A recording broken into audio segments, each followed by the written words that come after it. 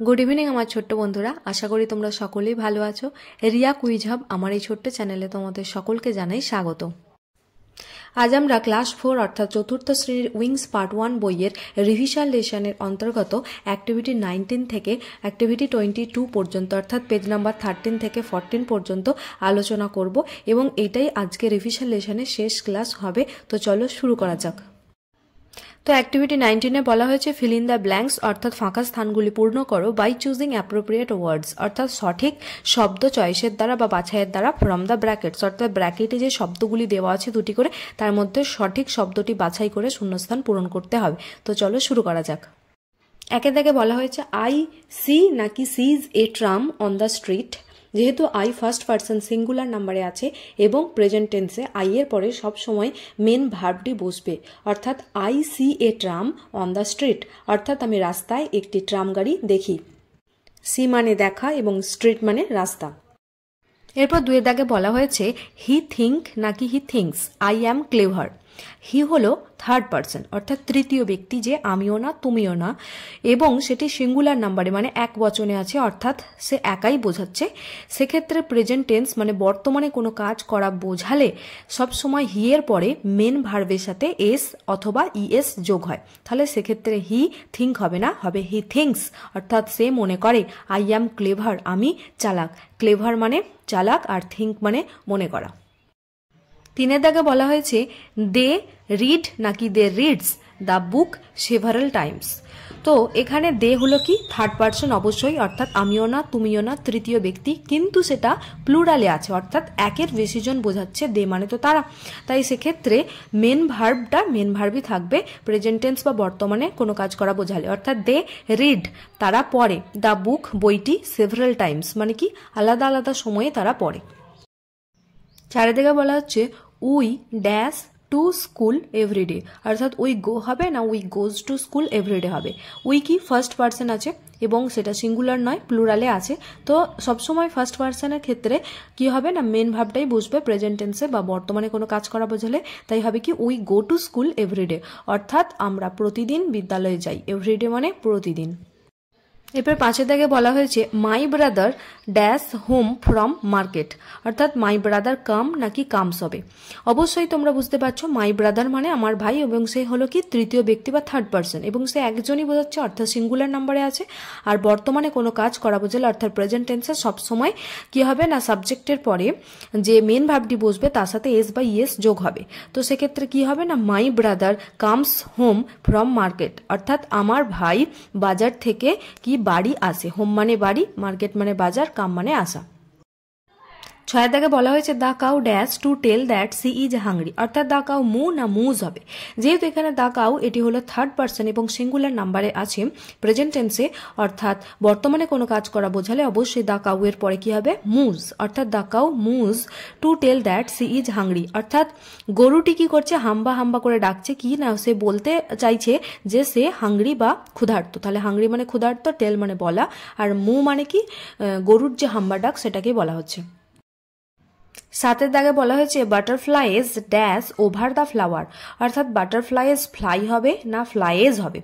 Butterfly শব্দটি third person কিন্তু butterflies আছে অর্থাৎ প্লুরালে আছে, সেই কারণে বহু বচন মানে একবারে অনেকগুলো বোঝাচ্ছে। তাই প্রেজেন্ট টেন্সে butterflies fly over the flower হবে অর্থাৎ প্রজাপতিগুলো ফুলটির ওপরে উড়ে বেড়ায়। তো এখানে ফ্লাই ওভার মানে কি কোনো কিছুর ওপর উড়ে বেড়ানো। আটের দাগে বলা হয়েছে মস্কুইটো ড্যাশ আওয়ার ব্লাড অর্থাৎ মস্কুইটো শাক হবে না সাকস হবে। মস্কুইটো হলো থার্ড পারসন এবং এখানে সিঙ্গুলার নাম্বারই আছে অর্থাৎ প্রেজেন্ট টেন্সে ভার্বের সাথে এস যোগ হয়েই বসবে অর্থাৎ মস্কুইটো সাকস আওয়ার ব্লাড অর্থাৎ মশা আমাদের রক্ত চোষণ করে। শাক মানে চোষণ করা। নয় দাগে আছে men dash pollution of water resources অর্থাৎ মেন কজ না কজেস হবে। মেন হচ্ছে এখানে থার্ড পারসন, মেন মানে অনেক লোকজনকে বোঝাচ্ছে, মেন ওয়ার্ড হয় ম্যান, কিন্তু এটা প্লুরাল ফর্মে আছে থার্ড পারসন হলেও, তাই প্রেজেন্ট টেন্সে কি হবে না men cause pollution of water resources অর্থাৎ মানুষজন বা লোকজনে কি করে না জলসম্পদের দূষণ ঘটায়। পলিউশন মানে দূষণ আর ওয়াটার রিসোর্স মানে কি জলসম্পদ, কজ মানে ঘটানো। 10 দাগে বলা হয়েছে সি ড্যাশ গুড মর্নিং, অর্থাৎ সি সে না সেজ। অবশ্যই সি বুঝতেই পারছো থার্ড পার্সনে আছে, সি মানে মেয়েদের ক্ষেত্রে সে অর্থটি বোঝাতে ব্যবহার করা হয়, এবং সি মানে একজনই অর্থাৎ সিঙ্গুলার নাম্বার আছে, এবং প্রেজেন্ট টেন্সে কি হবে, সি সেজ গুড মর্নিং, অর্থাৎ সে সুপ্রভাত বলে। গুড মর্নিং মানে সুপ্রভাত বা শুভ সকাল বলে, আর সে মানে বলা। এরপর দেখো অ্যাক্টিভিটি 20 অর্থাৎ 20 নম্বর অ্যাক্টিভিটিতে বলা হয়েছে add D or ed at the end of the words, অর্থাৎ যে কোনো এখানে যে শব্দগুলো দেওয়া আছে, যে কোনো নয়, অ্যাকচুয়ালি এখানে ডুইং ওয়ার্ড বা ভার্ব দেওয়া আছে এবং সেই ওয়ার্ডগুলো বা শব্দগুলো শেষে ডি অথবা ইডি যোগ করতে বলা হয়েছে। তো কোনগুলো আমরা ইডি যোগ করবো একটু আগেই বলে নিচ্ছি আমি। দেখবে যে যে শব্দগুলির শেষে কনসোনেন্ট আছে সেগুলোতে ইডি যোগ হবে, বাকি অর্থাৎ যেগুলো শেষে আগে থেকে ভাওয়েল আছে সেখানে শুধু ডি যোগ করলেই হবে। তো চলো শুরু করা যাক। দেখো একের দাগে বলা হয়েছে কিল, KILL কিল। কিল মানে হচ্ছে কাউকে হত্যা করা বা মারা। তো এটাও একটা ডুইং ওয়ার্ড বা যে কোনো কাজ করাই বোঝাচ্ছে, মানে ভালো কাজ বা হোক বা খারাপ কাজ হোক, এটা একটি ডুইং ওয়ার্ড বা ভার্ব। তো এখানে শেষে কি আছে, কনসোনেন্ট আছে এল, তাহলে অবশ্যই আমাকে ইডি যোগ করতে হবে। তাহলে কিল থেকে হয়ে যাবে কিল্ড, KILLED কিল্ড। কিল মানে কাউকে হত্যা করা, আর কিল্ড মানে হত্যা করেছিল, অর্থাৎ একটা প্রেজেন্ট টেন্সে আছে আর একটা পাস্ট টেন্সে আছে, অর্থাৎ অতীতকাল বোঝাচ্ছে, আগে যেটা ঘটেছে। 2 দাগে বলা হয়েছে প্লে, PLAY প্লে। প্লে মানে হচ্ছে খেলা করা, এবং প্লেতে শেষে ওয়াই আছে এবং এটি একটি কনসোনেন্ট, তাহলে অবশ্যই আমাকে ইডি যোগ করে করতে হবে। তাহলে উত্তরটি হবে PLAYED প্লেড।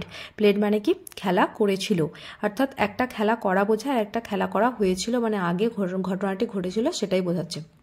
3 দাগে বলা হয়েছে পিক। পিক মানে হচ্ছে বাছাই করা, অর্থাৎ অনেক জিনিসের মধ্যে থেকে তুমি কোনো একটা জিনিস বাছাই করলে, তো সেটা কি বলা হচ্ছে পিক, PICK পিক, এবং কে এটি একটি কি কনসোনেন্ট, তাহলে অবশ্যই আমার ইডি যোগ করতে হবে, তাহলে হবে পিকড, PICKED পিকড, অর্থাৎ বাছাই করা হয়েছিল। এরপর 4 দাগে বলা হচ্ছে ডাই, DIE ডাই। ডাই মানে হলো মারা যাওয়া, এবং শেষে দেখো আগে থেকে ভাওয়েল রাখা আছে, অর্থাৎ শুধু ডি যোগ করলেই হবে, অর্থাৎ DIED ডায়েট মানে মারা গিয়েছিল। 5 দাগে বলা হচ্ছে সলভ। সলভ মানে কোনো কিছুর সমাধান করা, এবং শেষে আগে থেকে দেখো ভাওয়েল রাখা আছে, অর্থাৎ ডি যোগ করলেই হবে, অর্থাৎ SOLVED সলভড মানে সমাধান করা হয়েছিল। 6 দাগে বলা হয়েছে ডিসাইড। ডিসাইড মানে কোনো কিছু ব্যাপারে মনস্থির করা, অর্থাৎ শেষে আগে থেকেই ই রাখা আছে, আমাকে শুধু ডি করলেই হয়ে যাবে, অর্থাৎ ডিসাইডেড, DECIDED ডিসাইডেড, অর্থাৎ মনস্থির করা হয়েছিল। 7 দাগে আছে টক, TALK টক। তো তোমাদের মধ্যে অনেকেই আছো যারা হয়তো এল এর উচ্চারণ করে বলে টল্ক। টল্ক কিন্তু সঠিক উচ্চারণ না, কারণ টক হয়ে যাবে সঠিক উচ্চারণ। তার কারণ কি, এখানে এল এর উচ্চারণটা উজ্জ আছে, মানে হবে না। তার কারণ এল এর আগে দেখো একটি ভাওয়েল আছে এবং এল এর পরে একটা কনসোনেন্ট আছে। তো ভাওয়েলের পরে পরপর দুটি কনসোনেন্ট আছে, তাই ভাওয়েলের পরের কনসোনেন্টকে আমরা উজ্জ রেখে পরেরটাকে উচ্চারণ করব, কিন্তু বানানে কিন্তু লিখতেই হবে, ঠিক আছে। তাহলে TALK টক, টক মানে কি কথা বলা, তাহলে শেষে কি আছে কনসোনেন্ট, অবশ্যই আমাকে ইডি যোগ করতে হবে। তাহলে আমরা কি করব, টকড, অর্থাৎ TALKED টকড, অর্থাৎ কথা বলা হয়েছিল। 8 দাগে দেখো বলা হয়েছে START স্টার্ট। স্টার্ট মানে কি কোনো কিছু শুরু করা। তো এখানে কিন্তু আমি আর এর উচ্চারণ করলাম, আর ওখানে কিন্তু এল এর উচ্চারণ করলাম না। ওখানে কিন্তু এ এর পরে পরপর দুটি কনসোনেন্ট ছিল, এবং এখানে এ এর পরে পরপর দুটি কনসোনেন্ট আছে। ব্যাপারটি হলো আমি আগে যে নিয়মটি বললাম সেটা এল এর ক্ষেত্রেই প্রযোজ্য, যেমন WALK ওয়াক, ওয়াক মানে হাঁটা, সেখানেও এল আছে। তো এল এর ক্ষেত্রে এই নিয়মই প্রযোজ্য হবে যে আগে ভাওয়েল আছে তারপরে এল এবং কে। তো সেক্ষেত্রে ভাওয়েল হিসেবে এ থাকলে অবশ্যই এল এর উচ্চারণ হচ্ছিল না, কিন্তু এখানে আর আছে তাই অবশ্যই আমরা আর এর উচ্চারণ করব। এবং স্টার্ট মানে কি, তাহলে শুরু করা, এবং শেষে আমরা দেখছি টি, এটি একটি কনসোনেন্ট, অবশ্যই আমাকে ইডি যোগ করতে হবে, অর্থাৎ উত্তরটি হবে স্টার্টেড, STARTED স্টার্টেড মানে কি শুরু করা হয়েছিল। এরপর দেখো 9 দাগে যে ডুইং ওয়ার্ড বা ভার্বটি আছে সেটি হলো হেল্প। হেল্প মানে সাহায্য করা, এবং শেষে দেখো পি আছে মানে কনসোনেন্ট আছে, অর্থাৎ আমাকে ইডি যোগ করতে হবে, অর্থাৎ HELPED হেল্পড মানে কি সাহায্য করা হয়েছিল। এবার দেখো ই হলো একটি ভাওয়েল, তারপরে দুইটি কনসোনেন্ট আছে। তো তোমাদের মনে হতে পারে তাহলে এখানে কেন এল এর উচ্চারণ হলো, অর্থাৎ এখানে আমরা স্পষ্টভাবে বুঝতে পারছি যে শেষে দুটি কনসোনেন্ট এবং শেষ কনসোনেন্টের আগে এল আছে এবং তার আগে এ থাকলে তবেই তার উচ্চারণটা, এল এর উচ্চারণটা উজ্জ থাকছে, অন্যদের ক্ষেত্রে কিন্তু উচ্চারণ করা হচ্ছে। 10 দাগে বলা হয়েছে রুল। রুল মানে হচ্ছে শাসন করা, তাহলে রুল শেষে ই মানে ভাওয়েল আছে, তাহলে আমার শুধু ডি যোগ করলে হয়ে যাবে, অর্থাৎ RULED রুলড মানে শাসন করা হয়েছিল। 11 দাগে আছে বিলিভ। বিলিভ মানে হলো বিশ্বাস করা, শেষে ভাওয়েল আছে অর্থাৎ শুধু ডি যোগ করলে হয়ে যাবে, তাহলে বিলিভড, BELIEVED, বিলিভড মানে বিশ্বাস করা হয়েছিল। 12 দাগে আছে ডিভাইড মানে কোনো কিছু ভাগ করা, শেষে ভাওয়েল আছে তাই শুধু ডি যোগ করলে হয়ে যাবে, তাহলে ডিভাইডেড, DIVIDED, ডিভাইডেড মানে ভাগ করা হয়েছিল। এরপর দেখো অ্যাক্টিভিটি 21 অর্থাৎ 21 নম্বর অ্যাক্টিভিটিতে বলা হয়েছে কমপ্লিট দ্য ফলোয়িং টেবিল, অর্থাৎ নিচের টেবিলটি সম্পূর্ণ করো। তো দেখো ফার্স্ট রোতে কি লেখা আছে যে নাও, আর রাইট সাইডেই ফার্স্ট রোতেই লেখা আছে দেন, অর্থাৎ নাও মানে কি এখন এবং দেন মানে তখন, অর্থাৎ নিচে যে ওয়ার্ডগুলি আছে সেগুলি হলো ডুইং ওয়ার্ড মানে যা কাজ করা বোঝাবে। এখন তুমি যা কাজ করছো সেটা নাও এর ঘরে বসাতে হবে, এবং দেন মানে হচ্ছে যেটা অতীতে হয়ে গেছে বা পাস্টে ঘটে গেছে সেগুলো দেনের ঘরে বসাতে হবে, অর্থাৎ একই ডুইং ওয়ার্ডের নাও অর্থাৎ প্রেজেন্টে কি ফর্ম হয় এবং দেন মানে পাস্টে কি ফর্ম হয় সেটাই লিখতে বলা হয়েছে। তো চলো শুরু করা যাক। তো দেখো ফার্স্ট কলামে নাও এর ঘরে 1 দাগে লেখা আছে গো। গো মানে হচ্ছে যাওয়া, তাহলে এই গো এর দেন অর্থাৎ পাস্টের ফর্ম কি হবে ওয়েন্ট মানে যাওয়া হয়েছিল।